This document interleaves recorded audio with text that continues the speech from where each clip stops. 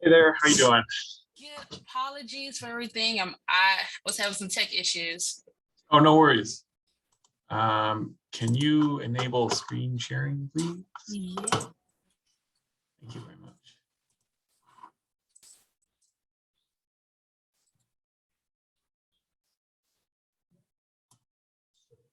Are you able to share now? Yep. And I can. Can you see my screen? Does it say? Hmm. Okay.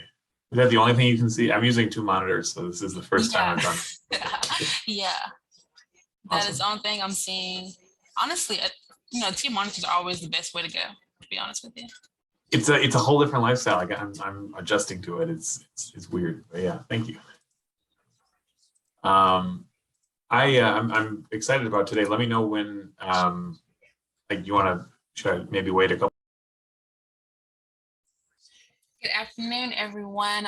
Thank you for joining us for another Financial Fridays X Me Anything with Mississippi Center for Justice. Today, our topic is retirement.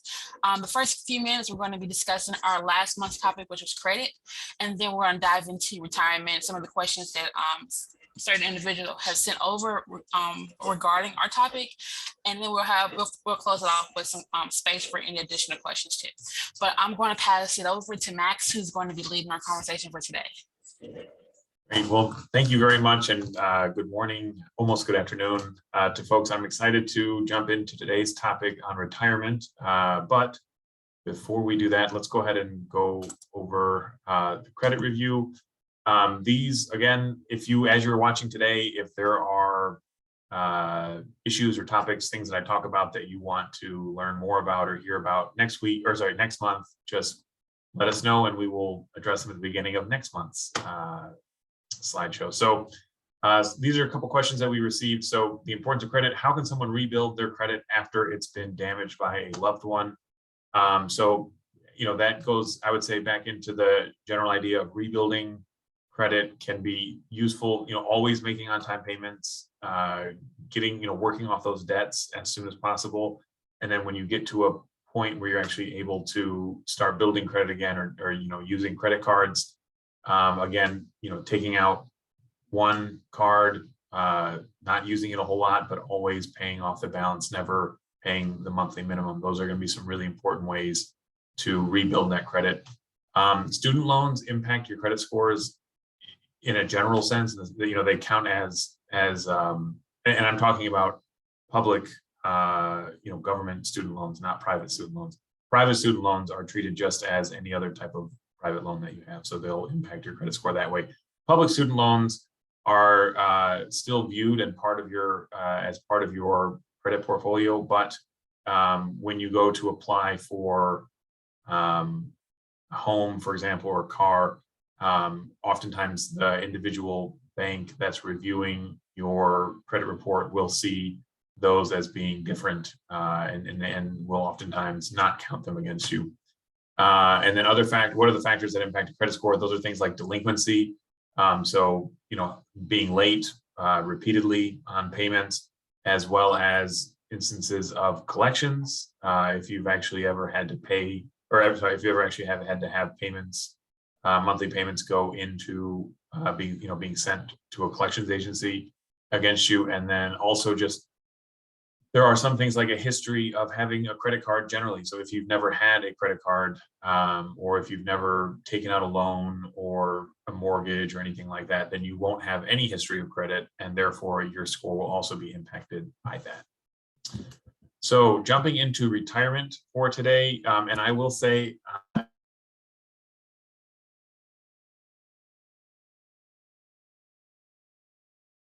get a little bit things that I'm not doing to the that I should be doing. This was certainly one of those topics. So some of our viewers, I imagine, who are going to be seeing this and thinking, "Oh no, I need to really start getting serious about this together." So, as like a general idea, retirement it is the point at which it should be the point at which you are able to comfortably live without having a full-time job. That's generally what retirement is considered. I think historically, retirement has also been matched up at the point where someone is physically unable to work anymore, or maybe, just getting to that age.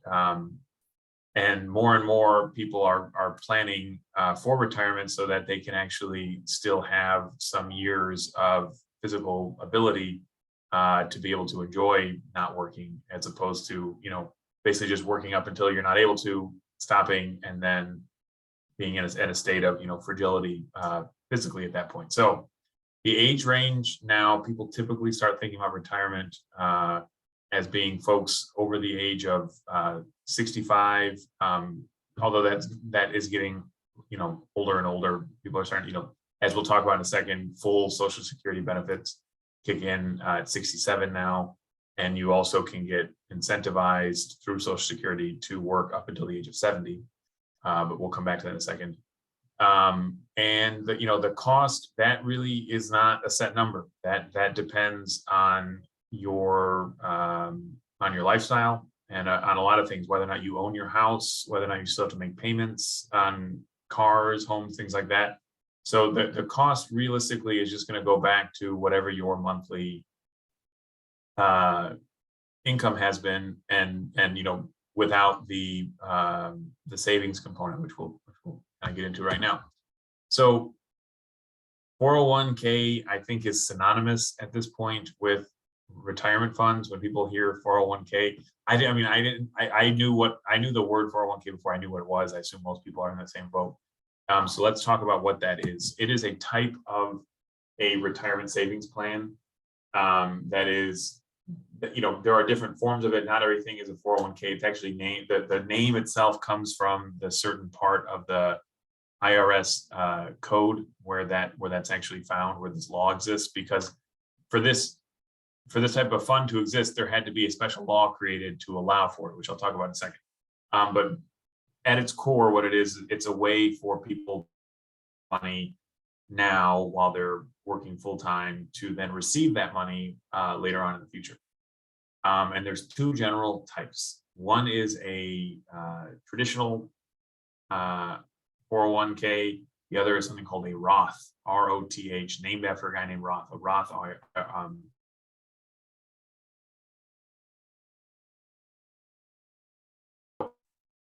with a traditional 401k, people are putting in money each month before they pay taxes on it. So it comes out of, in other words, it automatically comes out of your paycheck before you even are able to touch it. Oftentimes you'll see that in your pay stub. It'll be one of those totals that's withdrawn every month.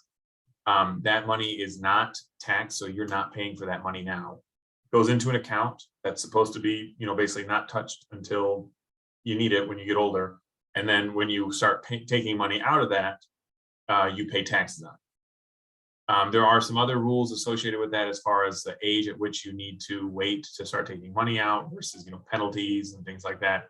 Not going to get into a whole lot of that. Just know that if there are options to take out that money before you retire, but it comes with a pretty big penalty. And so oftentimes I advise don't do that unless you absolutely need to for an emergency.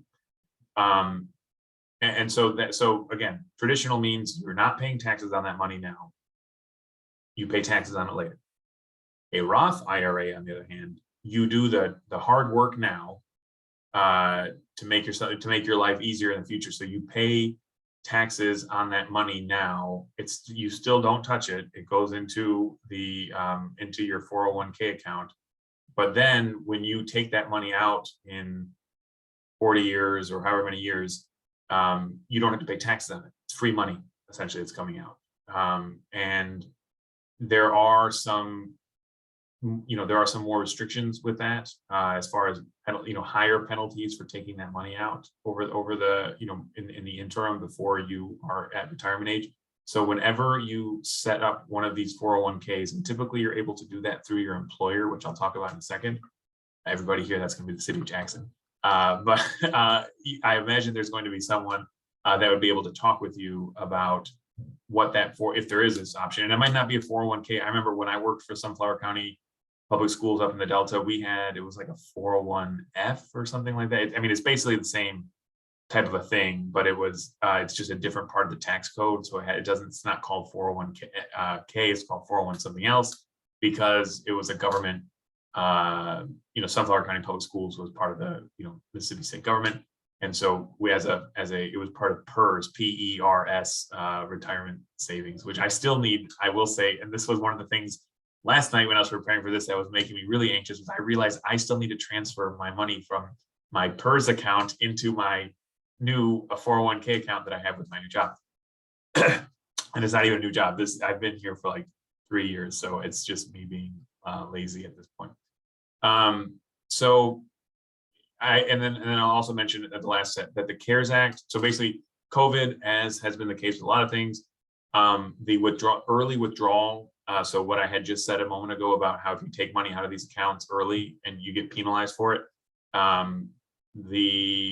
Congress and signed by President passed a law that allowed people to take out money without these kind of penalties. Although they were suspended. That's not going to be forever. It's going to go back. So just keep an eye on that. This is an example of matching, which I'll talk about in a second. Actually, I'll skip to this right now. Say matching. So check to see if your employer will match. Oftentimes, government agencies will not match, but sometimes they will. What that basically means is that, as you see on this page, let's say that you can and you'll be told when you sign, whether it's now or if you get a new job in the future, you'll be told as part of your benefits package if there is a matching component with your employer, and if there is, oftentimes there'll be a limit. So they'll match up to 5%. So you'll in this situation, you take let's say you're making $50,000 a year, you decide to do a 5% of your paycheck.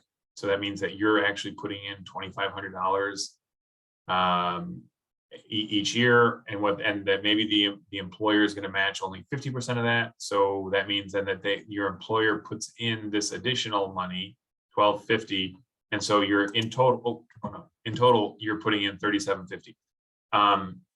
That would be that's the amount going into like your 401k, for example, or your Roth IRA.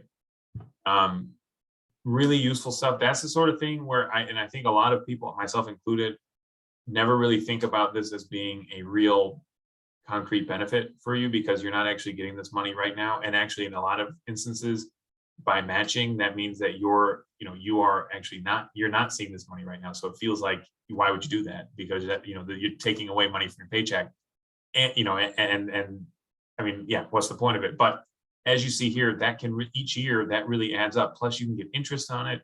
Depending on the type of 401k that you're in, you might be able to have it, have some other things contributing to the 401k. Maybe you have maybe you've been watching our previous shows on investments and stuff like that, and you have some investments that you start getting some dividends from, you want to dump into your 401k.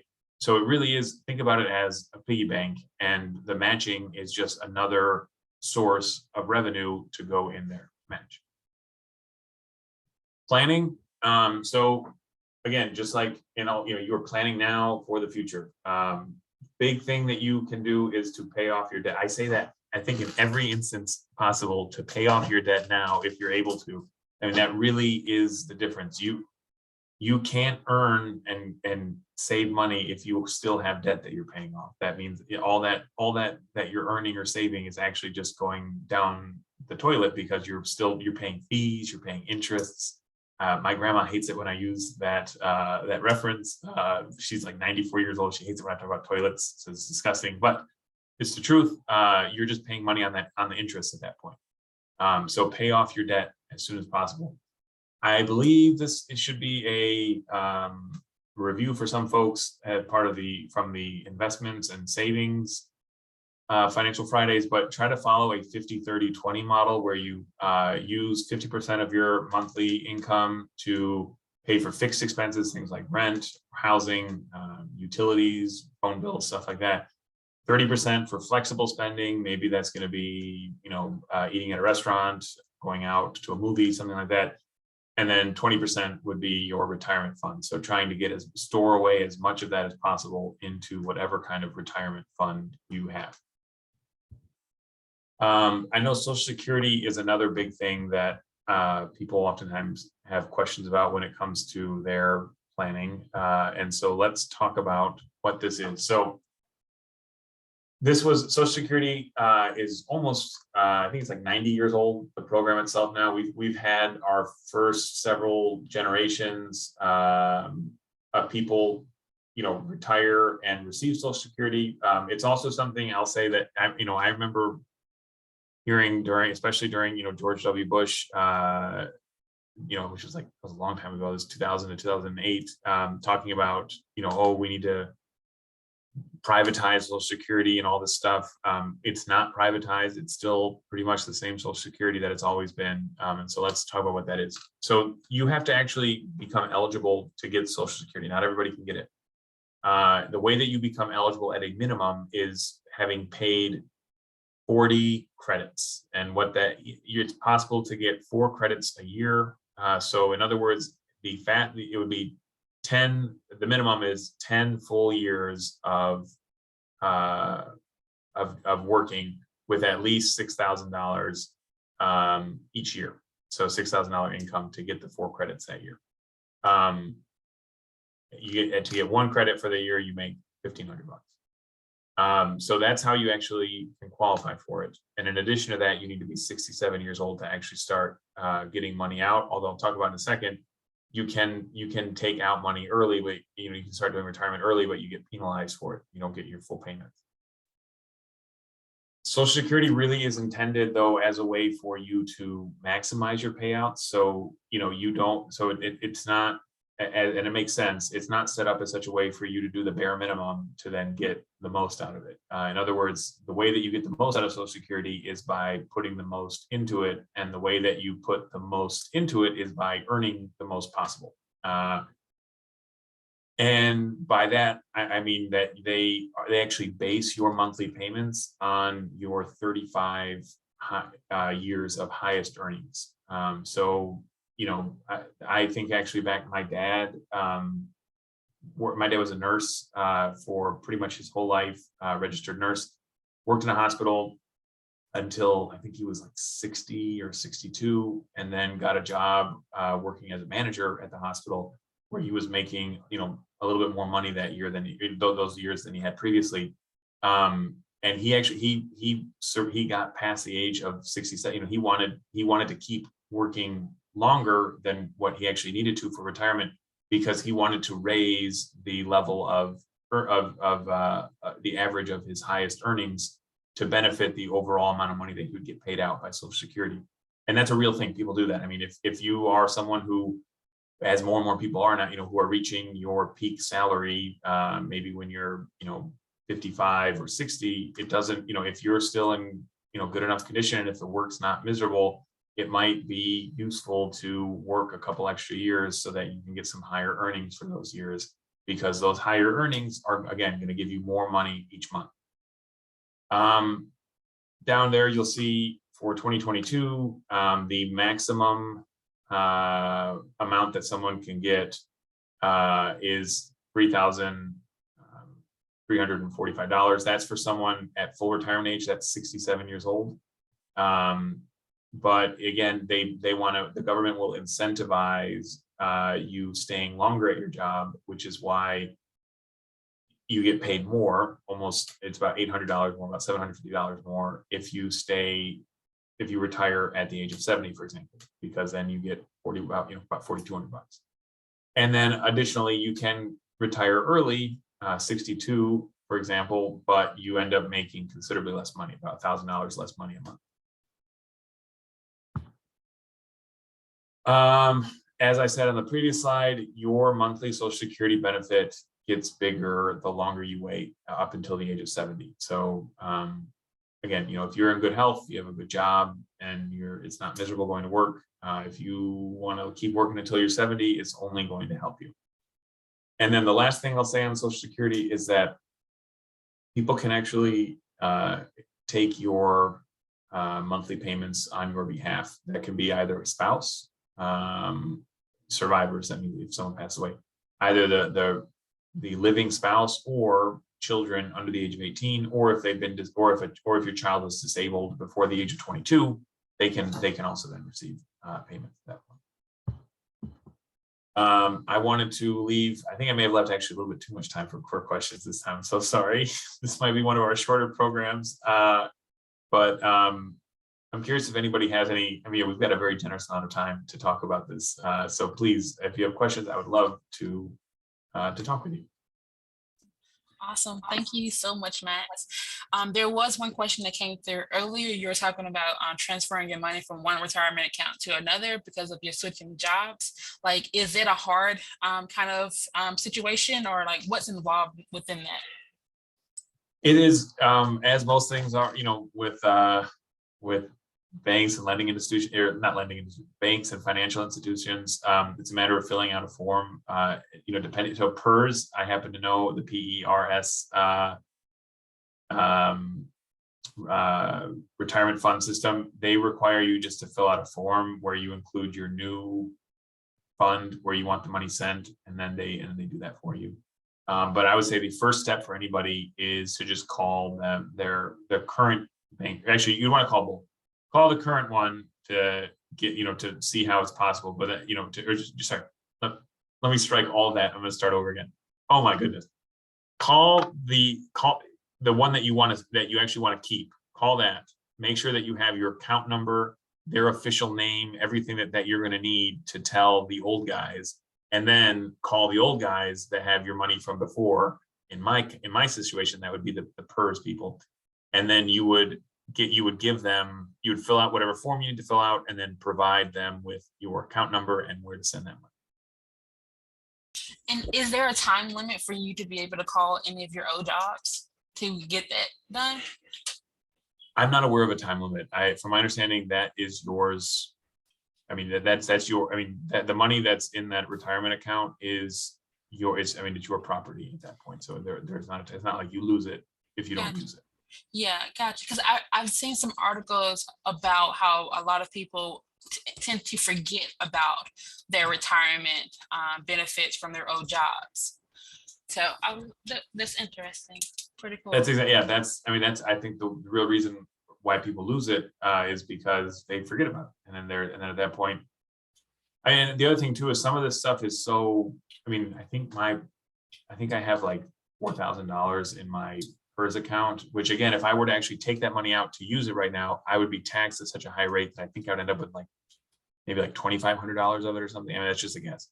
But it's certainly, I would lose quite a bit of money, whereas you're allowed to roll that money into a new account and not lose that money. But then if I don't roll it in, if I just keep it there, so either I can withdraw it and then pay a huge penalty for that. Although right now with the COVID stuff, it's not that easy, which is what I talked about before. But assuming this is a non-COVID world we're in one day, you either take it out, pay a big penalty, roll it over, or forget about it, and then who knows what happens? At the end of it. We had another question to roll in. Does retirement look different depending on your age? So depending on when you actually start working, how does the retirement change?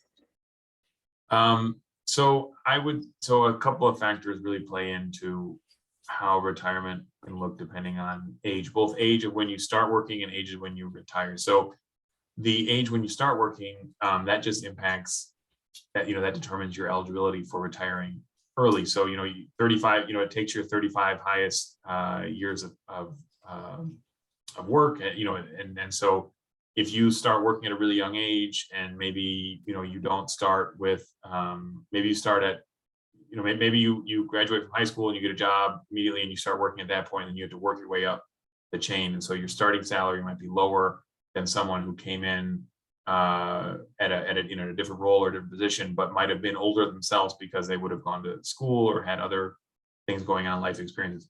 That would then impact your overall amount of money, the average that for the 35 years. It's not going to impact that. No matter what, you still need, everybody's going to need to get that for the Social Security side of things. You're still going to need to get those 10 credits, 40 40 credits, 10 years worth of credits. But that's just on the Social Security side. On the 401k, I mean, a lot of things. I mean, so if you're someone who starts working part-time, for example, you're probably not going to have a 401k because that's not, a lot of part-time employees are not given a benefits package that includes that. And so it would be your responsibility as a private individual to set that up. So that's also a big thing as far as, people, when people actually get into these roles that come with, employee designated funds versus having to do that themselves. That's gonna dictate a lot of how much money they have at the end of it. Gotcha. And I think we have time for one more question. It reads, besides matching that you discussed earlier, is there any other benefits that a potential employee should be looking out for in terms of their retirement benefits? I think there are there are some companies that will provide you with financial counseling. That's access to like Merrill Lynch or some of these other financial advisors. That's something, for example, that I know Sunflower County Public Schools and also the nonprofit that I work at that we don't have access to. But I know that some of my friends who work for private law firms or for Google or something like that, they have access to financial planners. That's a really nice benefit to have as well for people, long term. We have one more question to slide into the chat too. Okay. And it was summarizing it. A lot of people cannot necessarily put in 20% of their check into retirement, especially currently. Is it a suggestion to get part-time jobs to be able to add into their retirement, or how should they handle that situation? I think right now, especially, we're given the economic climate as well as the pandemic and what everybody's been going through for the last couple of years, that makes perfect sense. I mean, that the 50-30-20 model is really a non-economic crisis model. In the current situation, obviously it's good to try to be as consistent as possible, but if during, the last couple of years and for the next couple of years, folks are not able to put as much in, I mean, taking on a part-time job is definitely one way to supplement it. Another way would be to try to reduce your, one of the other ways of, which would basically the like, I think it's called casual spend, or the flexible spending, like reducing that. But I would say, I mean, because the thing about the part-time job is that my guess is that as a part-time job, it's not going to have its own matching. You're not going to be getting benefits from that. So you would just be earning money to essentially stash away into a 401k, which is possible, but it's not like you're not going to have the same, it's not going to get matched. It's not going to be magnified in that kind of way. So it's not, part-time jobs might help. If anything, I would say use the part-time jobs to supplement. If let's say that you have an employer that actually matches for you, then what I would and you also have a part-time job, then what I would do is try to increase my matching. And this is being like a schemer, but maybe have more money taken out of your paycheck each month. Maybe try to do like 8%, for example. Well, this chart shows you the tough reality, which is that after 6, 7, and 8, they're still only going to do the same. In other words, it maxes out at 5%. But if you're someone that basically, let's say you only had 1%, Matt, that you were only contributing 1%, you get a part-time job and now you're making more money on the side. So you actually can afford to have more money taken out of your paycheck. So maybe you go to 5% because you know that you're going to be making the difference, which is between $1,250 and $250. That means your employer is going to be giving you an extra $1,000, which would be very useful. And you aren't going to be missing out on that money because that you're matching, in other words, the $2,000 here, because you will be making money on your part-time job. Thank you so much. And I know we're running out of time. So next month, we'll still have the beginning opening for any additional questions regarding to retirement. So if you have any questions, please do not hesitate to email me or send it to me via text, or either way works. Next month, we're going to be switching the wheels a little bit, especially as we're preparing for school to open back up. whether you are a first-time student or you are re-entering back into college life, we're going to be discussing FAFSA as well as financial aid. So I hope everyone hops on for that conversation, and also send me any questions that Max or and his team will be able to answer. Thank you so much, Max, for today's conversation, though. Thank you very much for having me. I really appreciate it. I'm looking forward to next month. Have a great, great long weekend. Awesome. Enjoy the rest of you guys' day, everyone.